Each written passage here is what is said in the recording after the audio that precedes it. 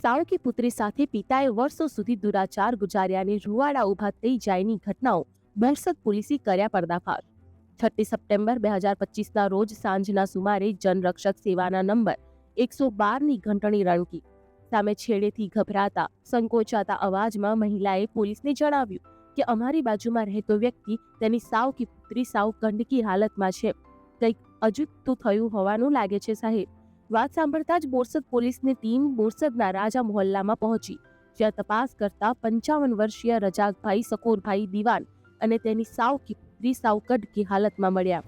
પૂછપરછમાં રજાક દિવાન લથડાતા અવાજે સ્પષ્ટ બોલી ન શક્યો, પણ યુવતીની વાત સાંભળીને પોલીસના હોશ ઉડી ગયા। ગભરાયેલા સૂરે યુવતીએ કહ્યું કે તેની સાથે દુષ્કર્મ કરવામાં આવતું હતું। હોસ્પિટલ લઈ જઈને યુવતીની મેડિકલ તપાસમાં દુષ્કર્મનો પ્રયાસ થયાનું જાણવા મળ્યું। પોલીસે દારૂડિયા રજાક દિવાન સામે ગુનો દાખલ કરી અટકાયત કરી। બીજા દિવસે એનજીઓના સભ્યોને યુવતીનો વિશ્વાસ કેળવીને પૂછપરછ કરી। દર્દનાક વાત સાંભળીને સૌ કોઈના પગ નીચેની ધરતી સરકી ગઈ। છેલ્લા 3 વર્ષેથી સાવકો પિતા અવારનવાર દુષ્કર્મ ગુજારી રહ્યાનું બોલતા યુવતી ચોધાર આંસુએ રડી પડી। દારૂ પીધેલા હાલતમાં તે શૈતાન જેવો વ્યવહાર કરતો, શારીરિક શોષણથી કંટાળી ગઈ હતી, પરંતુ મજબૂરીમાં ત્રાસ સહન કરતી હતી। પોલીસની કડકાઈ ભરી પૂછપરછમાં રજાક દિવાન પોપટની જેમ બોલવા માંડ્યો હતો।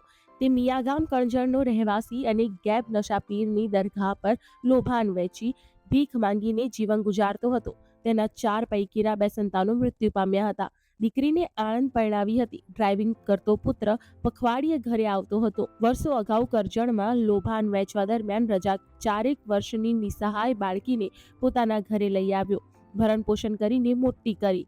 કરજણથી વડોદરા રહેવા આવ્યા બાદ રજાકની પત્નીનું મોત થયું।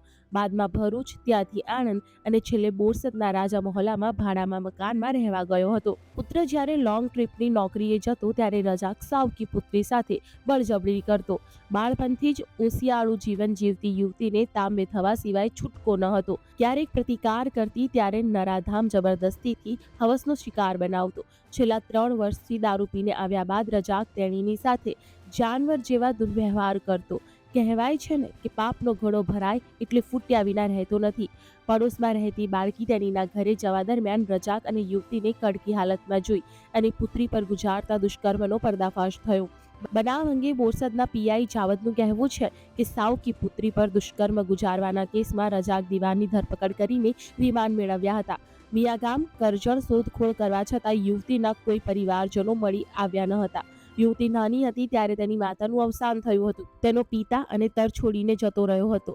આ હાલતમાં યુવતી પાડોશી મહિલાના ઘરે રહે છે। સાવકી પુત્રી સાથે દુરાચાર ગુજારનાર, સંબંધોને લાંછન લગાડનાર રજાક દિવાન સહેજે શરમ અનુભવ્યા વિના કહ્યું કે મેં બચપનથી તેણીની પાળી પોસીને મોટી કરી હતી, એટલે હું તેનો ઉપયોગ કરતો હતો। મારો પુત્ર લોંગ ટ્રીપમાં જતો ત્યારે હું તેણીને હવસનો શિકાર બનાવતો હતો। નાનપણથી જ જેનામાં પિતાની છબી નિહાળી તેને જ ચીરહરણ કર્યાની ઘટના માનવીયતા પર કુઠારઘાત સમાન છે। આવા દોષિતને ન્યાયપાલિકા અન્યો માટે બોધપાઠ બની તેવી કઠોર સજા ફટકારે તે જ યોગ્ય લેખાશે।